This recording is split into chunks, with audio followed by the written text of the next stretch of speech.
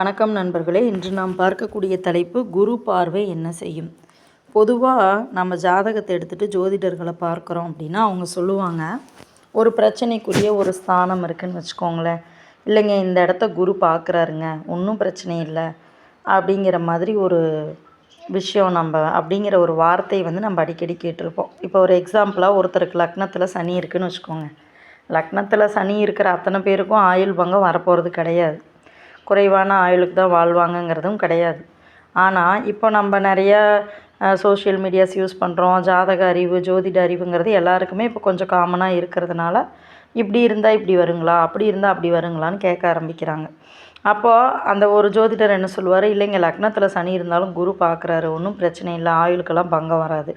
அது மாதிரி நம்மளுடைய ஜாதகத்தில் ஒரு சுகஸ்தானமாகட்டும், ஒரு கலத்திரஸ்தானமாகட்டும், ஒரு பிரச்சனைக்குரிய ஒரு இடம், பிரச்சனைக்குரிய ஒரு கிரக நிலையை குரு பார்க்குறாரு அப்படின்னா பிரச்சனையே நமக்கு வரப்போகிறதில்ல அப்படின்னு நம்ம எடுத்துக்கலாமா அப்படின்னு கேட்டால் அப்படி எடுத்துக்க கூடாதுங்க.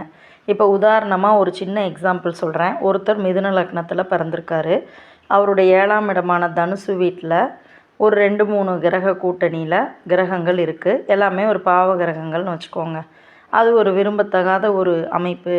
அவங்களுக்கு கலத்திர தோஷம், தாமத திருமணம் நடக்கும், அல்லது 2 கல்யாணம் 3 கல்யாணம் நடக்கக்கூடிய வாய்ப்பு இருக்குது அப்படின்னா, குரு பார்த்த உடனே அந்த மாதிரிலாம் எதுவுமே நடக்காது அப்படின்னு நம்ம எடுத்துக்கலாமானா அப்படி கிடையாதுங்க. அதாவது அவங்களுக்கு கல்யாணம் நடக்கும், பிரச்சனைகளும் வரலாம், ஒரு கல்யாணத்துக்கு 2 கல்யாணம் கூட நடக்கலாம். ஆனால் அவங்களுக்கு வாழ்க்கை அப்படிங்கிறத ஒன்று குரு கொடுப்பாரு. எவ்வளவோ பிரச்சனைகள் வந்தாலும் அந்த பிரச்சனைகளை சமாளிக்கக்கூடிய திறனை கொடுப்பாரு. அப்படி தான் நம்ம எடுத்துக்கலாமே தவிர பிரச்சனையே வராது அப்படின்னு நம்ம எடுத்துக்க முடியாது.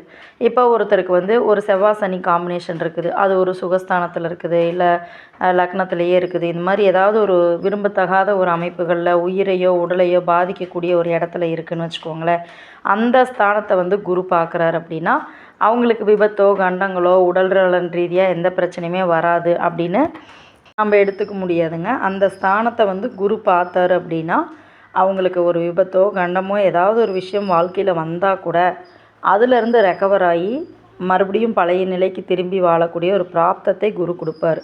ஆக ஒரு ஸ்தானத்தை, ஒரு பிரச்சனைக்குரிய கிரக நிலையையோ ஒரு பிரச்சனைக்குரிய வீடையோ குரு பார்த்தார் அப்படின்னா அந்த பிரச்சனையே வராது அப்படிங்கிறது தவறான கருத்து. பிரச்சனை வரும், ஆனால் அதிலிருந்து நீங்கள் மீண்டு வாழ முடியும் அப்படிங்கிற ஒரு சுச்சுவேஷனையும் க்ரியேட் பண்ணி தருவார் குரு அப்படின்னு தான் நம்ம எடுத்துக்கலாம். ஸோ இவ்வளவுதாங்க. நன்றி நண்பர்களே.